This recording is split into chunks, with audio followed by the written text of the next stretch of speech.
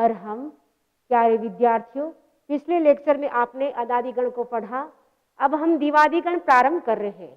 द्विवादिगण के आप सामान्य नियम समझ लेंगे, आपको आसानी से पूरा प्रकरण आपको अच्छी तरह से समझ में आ जाएगा।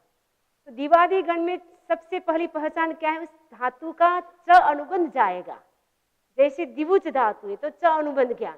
जिस गण में च अनुबंध जाता हो इसका मतलब है यह धातु द्विवादिगण की धातु है। दूसरी बात, द्विवादिगण की धातु को पहचानने का सरल तरीका यह है कि जिस धातु का च अनुबंध लगा हो वो द्विवादिगण की धातुएं जाननी चाहिए। जैसे द्विभुज धातु, राधंज धातु आदि। द्विवादिगण में सित प्रत्यय परे होने पर यन प्रत्यय होता है। जैसे भवादिगण में अप का विकिरण हुआ था, अदादिगण में भी अप प्रत्यय का विकिरण हुआ था और द्विवादिगण में यन प्रत्यय का विकिरण होगा। यानी धातु और प्रत्यय के बीच में यन प्रत्यय होगा।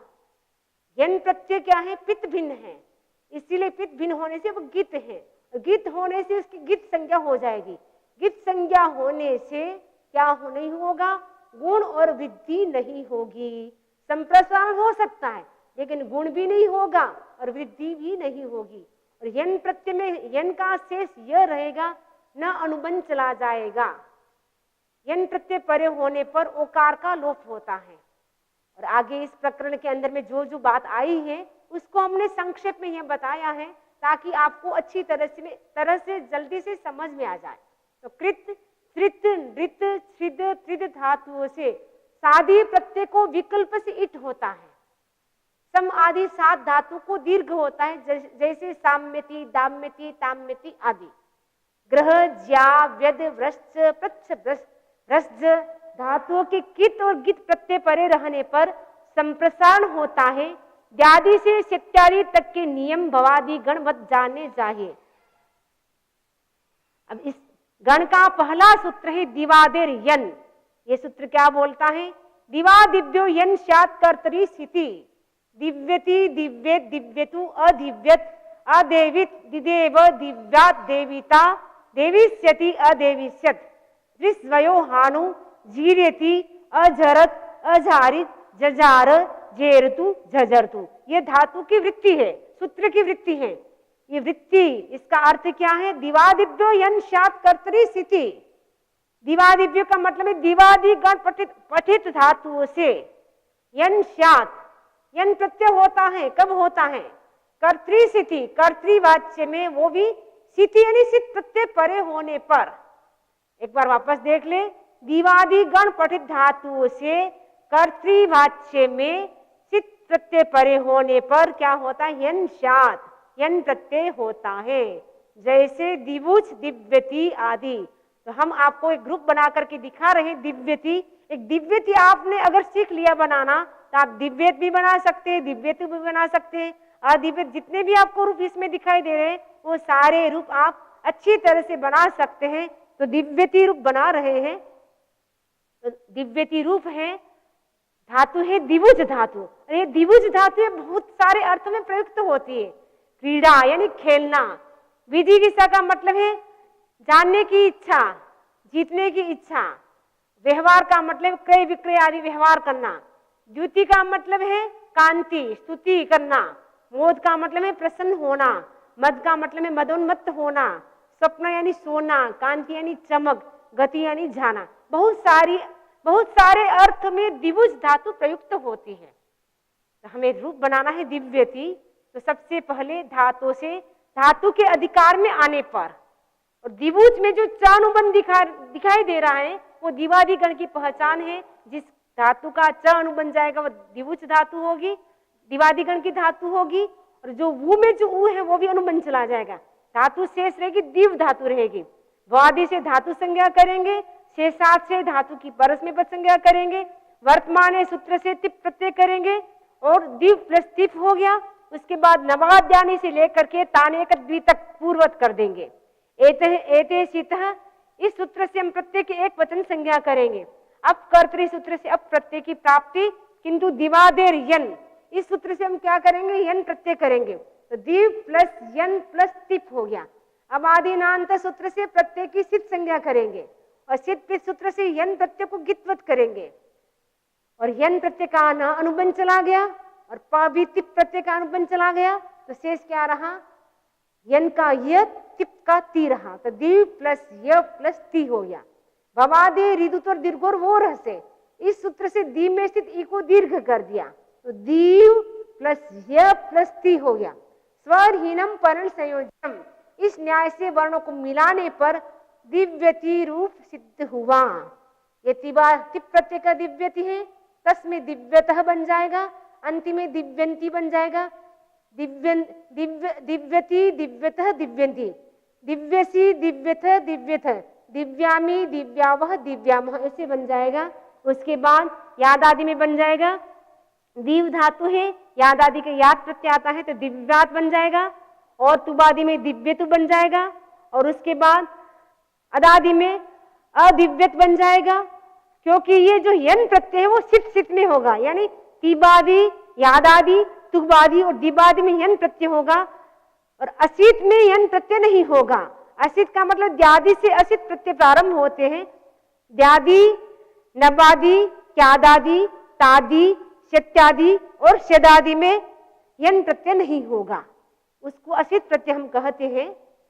द्यादि में रूप बनेगा अदेवित, और नबादि में बनेगा द्विदेव, और क्यात में बनेगा दिव्यात, तादि में बनेगा देविता, क्योंकि ये धातु सेठ धातु है, क्योंकि इसमें अनुस्वार अनुबंध नहीं जा रहा है, इसलिए यहाँ पे क्या हो जाएगा, इट आगम हो जाएगा।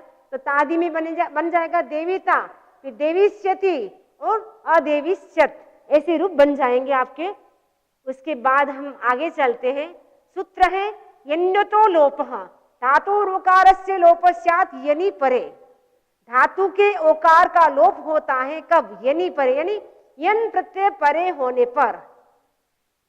श्यति, श्येत, श्यतु, अश्यत, इन सब में ओकार का लोप हो गया है। धातु सोंच थी, ओकार का लोप हो गया है क्योंकि यन प्रत्यय परे था, इसलिए यन प्रत्यय चार में होता है तो चारों में यकार का लोप हो गया है, ओकार का लोप हो गया है। श्यति, श्येत, श्यतु, अश्यत बन गया। ये असात जो दिखाई दे रहा है वो द्यादि का है, असासित, असाद, ये दोनों ही द्यादि के रूप है। ससु नबादि का रूप है, और साता है वो तादि का रूप है। और सास्यति, असास्यत, ये दो रूप नहीं दिए, लेकिन सास्यति और असास्यत रूप बन जाएंगे। छोंज छेदने, दोंज अवखंडने, स्वंज अंतर कर्मणि, ये सारी धातु ओकारांत धातु है, और ओकारांत धातु होने से यन प्रत्यय परे होने पर क्या हो जाएगा, ओकार का लोप हो जाएगा। यन प्रत्यय परे रहने पर धातु के ओकार का लोप होता है। स्वंज धातु है श्यति, श्येत आदि, दोंज द्यति आदि, और स्वंज, श्यति आदि उदाहरण प्रस्तुत सूत्र से धातु के ओकार का लोप हुआ है। हमें एक उदाहरण हम आपको बता रहे हैं। श्यति तो धातु है स्वंज तनु करने, तनु करने का मतलब छीलना। तो पूर्व प्रक्रिया जो अभी आपको बताई थी वो सारी प्रक्रिया यहाँ आ जाएगी। उसके बाद ये स्थिति बन जाएगी, सो प्लस यन प्लस तिप हो जाएगा, यन्योतो लोप। इस सूत्र से हम क्या करेंगे, सो में स्थित ओ है उसका लोप करेंगे, तो स हलंत हो जाएगा। यन प्रत्यय है, तिप है, यन का न अनुबंध चला जाएगा, तिप का प अनुबंध चला जाएगा, तो शेष क्या रहेगा, स प्लस य प्लस ती होगा। स्वरहीनम पर्ण संयोज्यम, इस न्याय से वर्णों को मिलाने पर श्यति रूप सिद्ध हुआ। श्यति, श्यतः, श्यन्ति, ऐसे रूप बन जाएंगे। आप इस उदाहरण को देख करके अन्य रूप भी अपने आप बना सकते हैं। अब हम आगे चलते हैं। ग्रहीज्या व्यधि व्रश्चि प्रच्छि भ्रष्टाम गीति च ऐसाम संप्रसारणम स्यात् किंगति परे विद्यति अव्यासित विव्याध विविधतु विव्यधित विव्यद्ध विद्यात् व्यद्धा। ये सूत्र क्या बोलता है, ऐसाम संप्रसारणम स्यात्। ऐसाम का मतलब है ग्रह, ग्रही का मतलब ग्रह धातु, ज्या का मतलब ज्यांश धातु, व्यधि धातु, व्रश्चि, प्रच्छि और भ्रष्ज, इन धातुओं के कित और किंगति का मतलब है कित और गित प्रत्यय परे रहने पर क्या होता है, संप्रसारण होता है। संप्रसारण का मतलब है य को ई हो जाएगा, व को उ हो जाएगा और अर को री हो जाएगा। जैसे हमने पढ़ा था संधि प्रकरण में ई वर्णादिनाम स्वरे य वर्ला, ये सूत्र क्या करता है, ई को य करता है, उ को व करता है, री को अर करता है।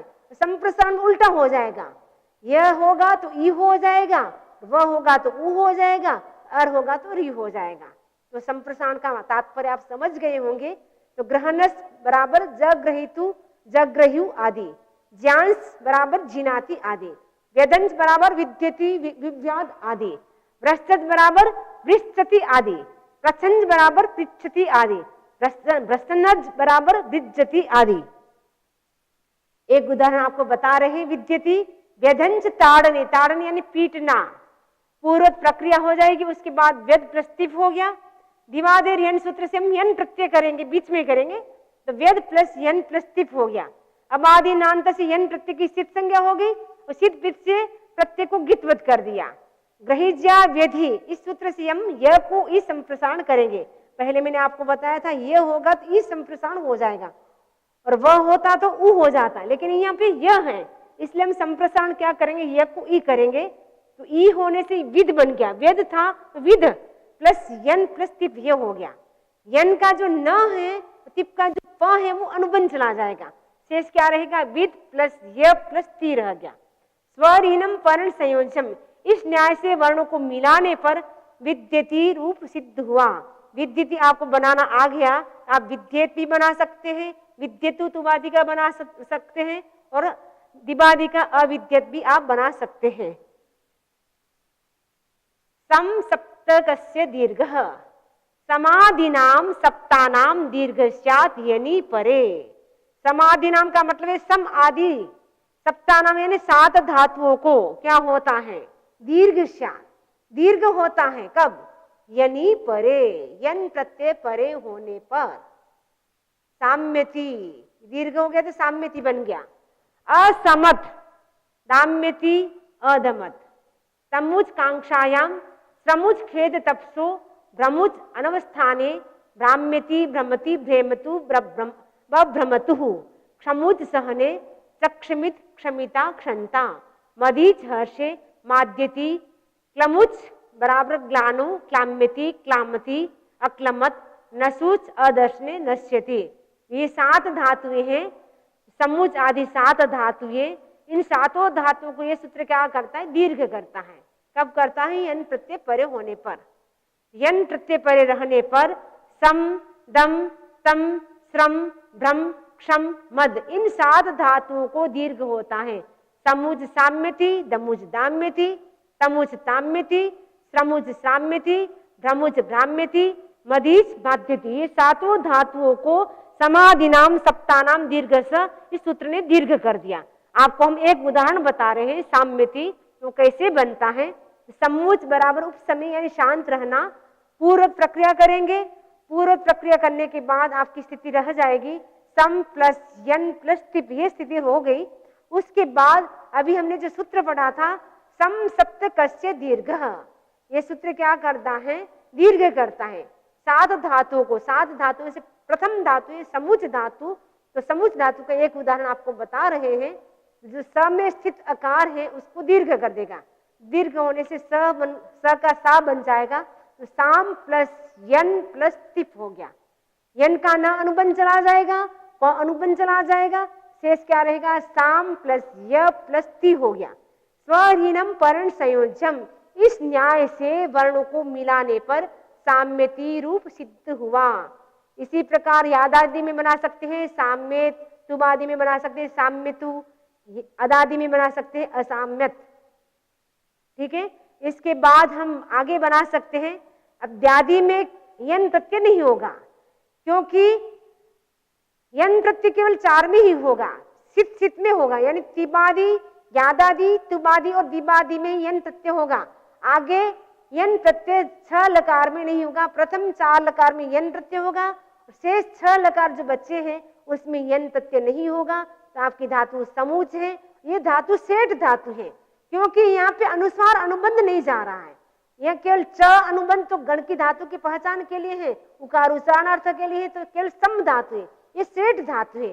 सेठ धातु होने से इसमें इट हो जाएगा, तो असामित बन जाएगा, और नबादि में ससाम बन जाएगा, और क्यात में सम्यात बन जाएगा, और तादि में बन जाएगा समिता, और उसके बाद समिष्यति असमिष्यत।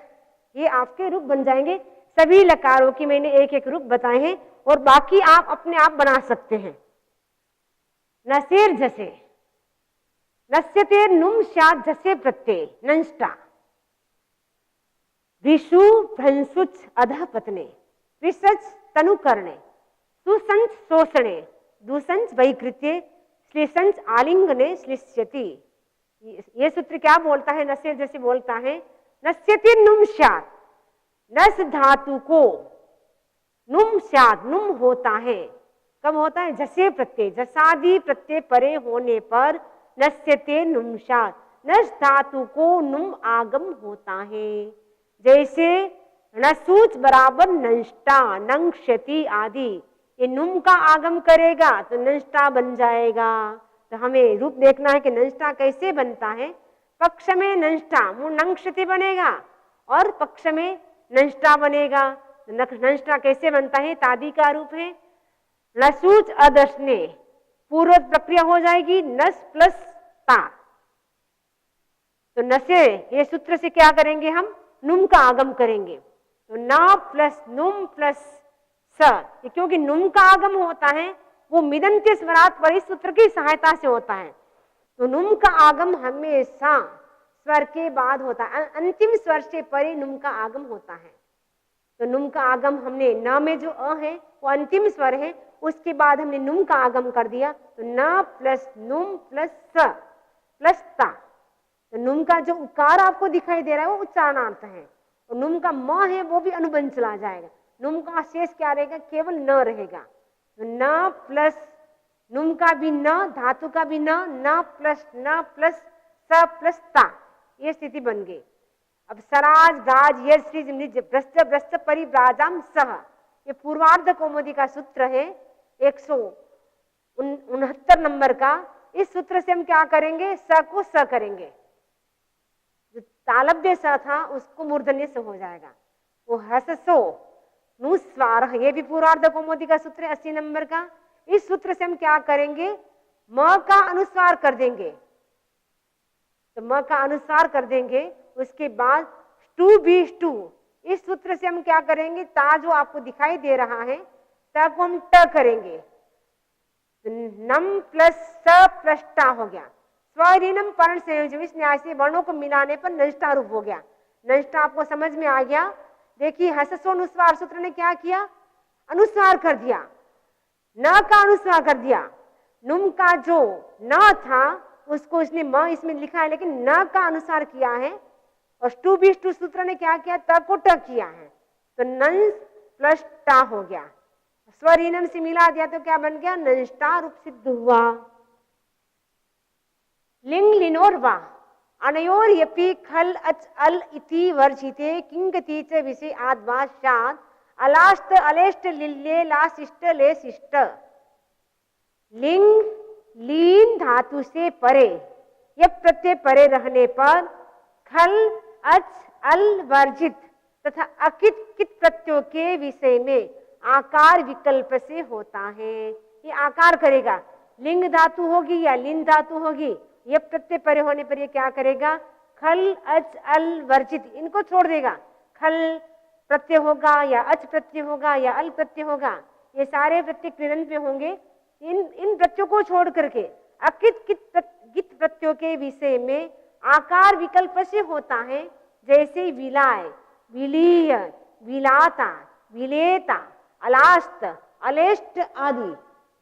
इसका हम एक उदाहरण आपको बता रहे हैं। अलास्त रूप कैसे बनता है? धातु है लिंगच बराबर श्लेषणे, श्लेषणे अर्थ में है, मिलाने अर्थ में है। तो लिंगच में आपको जो च दिखाई दे रहा है वो धातु की पहचान का है, क्योंकि दिवादी में चानुबंधा दिवादे, जिस गण का च अनुबंध जाता है वो दिवादी गण की धातु माननी चाहिए। ग अनुबंध जाता है, इसका मतलब ये धातु आत्मनिपदी है। तो पूर्व प्रक्रिया करेंगे, इसके बाद हम क्या करेंगे? क्योंकि यह द्यादी का है, द्यादी में क्या होता है? अट का आगम होता है। दिवादी, द्यादी और शदादी में अट का आगम होता है। यहाँ अट का आगम हो गया। अमांगा, दिवादी, द्यादी, शदा, दावट। अमांगा, दिवादी, द्यादी, शदा, दावट, इस सूत्र से अट का आगम हो गया। धातु मूल है अपनी लिंग का, अनुस्वार भी चला गया, ग भी चला गया, च भी चला गया, शेष रही ली, अट प्लस ली और द्यादि का त प्रत्यय है, अट प्लस ली प्लस त हो गया। उसके बाद द्यादौ सिच, इस सूत्र से हम क्या करेंगे, सिच प्रत्यय करेंगे, क्योंकि द्यादि में सिच प्रत्यय होता है, ये नियम है। अट प्लस ली प्लस सिच प्लस त हो गया। लिंग लिनोरवा, इस सूत्र से ली में स्थित ई को आ कर दिया, जो ली में ई था उसको आ कर दिया। अट प्लस ला प्लस सिच प्लस त हो गया। सिच का जो इकार आपको दिखाई दे रहा है वो उच्चारण के लिए है, च भी अनुबंध जाएगा और अट का ट भी अनुबंध चला जाएगा। अट का अशेष रहा, लिंग धातु का ला बन गया, सिच का केवल स रहा और त रहा। यहां पर हम क्या करेंगे, अ प्लस सा ला प्लस स प्लस त हो गया, तो स्वरहीनम पर्ण संयोजम, इस न्याय से वर्णों को मिलाने पर रूप क्या बन गया, अलास्त रूप सिद्ध हुआ। अब हम आगे जानेंगे, आगे धातु बहुत सारी पढ़नी है, तो हम केवल कुछ कुछ आपको मेन आपको धातु बता रहे हैं। बाकी धातु आप पत्राचार को पढ़ करके अपने आप अन्य धातुओं की भी आप जानकारी कर सकते हैं। सूत्र है या जनोर जहा अनयोर जादेश स्यात् सिति परे न तु अंतरे त्यादौ जायते अनयो जादेर स्यात्। ये सूत्र क्या बोलता है, त्यादि भिन्न सित प्रत्यय परे रहने पर, अनयो का मतलब है ज्ञा धातु और जा धातु को क्या होता है, ज्ञा और जन धातु को जा आदेश होता है, ज्ञांस बराबर जानाति। त्यादि भिन्न का मतलब है अप यन, ये सारे प्रत्यय क्या है, त्यादि भिन्न है, तिप्तस अंति से भिन्न है, इसलिए इसको त्यादि भिन्न कहा है। तो यहाँ हम क्या करेंगे, यन प्रत्यय करेंगे, वो त्यादि भिन्न है। मूल अपनी धातु क्या है, जनिंगच प्रादुर्भाव है, हमें रूप बनाना है जायते, तो जायते में धातु है जनिंगच धातु है, प्रादुर्भाव का मतलब है उत्पन्न होना, तो उत्पन्न होने अर्थ में जनिंगच धातु का प्रयोग होता है, रूप बनाना है जायते। च अनुबंध चला गया, ग अनुबंध चला गया, जनी में जो ई दिखाई दे रहा है वो भी अनुबंध चला गया, शेष धातु हमारी केवल जन रह गई। और आपको पता है ये दिवादी गण है, इसलिए इसमें यन प्रत्यय होता है, तो जन प्लस यन प्लस ते हो जाएगा, या जनोर जहा। इस सूत्र से हम क्या करेंगे, जन को जा आदेश करेंगे, तो धातु हमारी बन गई जा प्लस य प्लस ते हो गया। वर्ण सम्मेलन करने पर जायते रूप सिद्ध हुआ। अब आगे सूत्र हमारा है न जन्वध। ये सूत्र क्या बोलता है, अनयो कृति इति णौच परे वृद्धि न स्यात्। अनयो का मतलब है जन और वध धातु से हित और नित कृदन प्रत्यय और अणि प्रत्यय परे रहने पर क्या नहीं होता, वृद्धि न स्यात्, वृद्धि नहीं होती है। जनिंगज धातु है, इसका रूप बनेगा प्रजनः प्रजन्य जनकः अजनी, बध बध बध्यः बधकः अवधि। हम आपको केवल एक उदाहरण बता रहे हैं, एक उदाहरण आप समझ जाएंगे, अन्य उदाहरण भी आप बना सकते हैं। हमारा रूप है अजनी, अजनी कैसे बनता है, इसमें मूल धातु है जनिंगज धातु, प्रादुर्भाव का मतलब उत्पन्न होना, ये उत्पन्न होने में ये धातु प्रयुक्त होती है। जनिंगज में च अनुबंध चला जाएगा, क्योंकि ये धातु की पहचान के लिए च दिया गया है, तो च भी चला जाएगा। और ग अनुबंध है, वो आत्मनिपद धातु की पहचान है, क्योंकि ये धातु जो जनिंगज धातु है वो आत्मनिपद की धातु है। तो जनिंगज में मूल क्या रहेगा, जन रहेगा, ई भी अनुबंध चला जाएगा, केवल जन रहेगा। ये द्यादि का है, इसीलिए इसमें क्या हो जाएगा, अट का आगम होगा, क्योंकि पहले मैंने आपको बताया था कि दिवादि द्यादि और शदादि में अट का आगम होता है। उसके लिए सूत्र भी आपको बताया था, अमांगा दिवादि द्यादि शदा दावट। ये इस सूत्र से हम क्या करते हैं, अट का आगम करते हैं। पूर्वत प्रक्रिया करने के बाद अट का आगम करेंगे, अट प्लस जन प्लस त, ये स्थिति आपकी बन गई। अब हमें क्या करना है, ये द्यादि प्रत्यय का हम रूप बना रहे हैं, द्यादि का रूप है, इसीलिए द्यादि में क्या होता है, एक सूत्र आता है द्यादौ सिच। ये सूत्र क्या करता है, सिच करता है। तो हम यहाँ क्या करते हैं, द्यादौ सिच, इस सूत्र को देखें, ये क्या करता है, द्यादौ सिच, इस सूत्र से सिच प्रत्यय की प्राप्ति।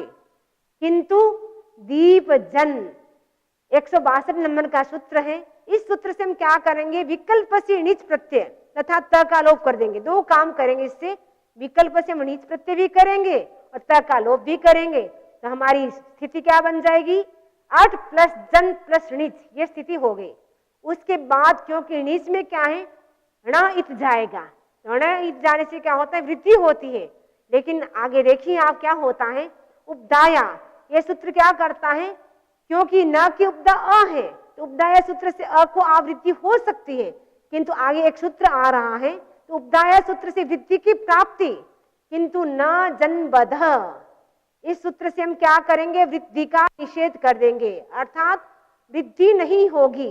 वृद्धि नहीं होगी तो अब शेष स्थिति क्या रहेगी, इसमें अटका जो ट आपको दिखाई दे रहा है वो ट अनुबंध चला जाएगा, णिच दिखाई दे रहा है, णिच में से ण भी चला जाएगा और च भी चला जाएगा, शेष क्या रहेगा, केवल ई रहेगा। णिच का मात्र ई शेष रहता है, अट का भी अशेष रहता है, तो स्थिति हो गई अ प्लस जन प्लस णिच का ई रह गया, अ प्लस जन प्लस ई हो गया, स्वरहीनम पर्ण संयोज्यम।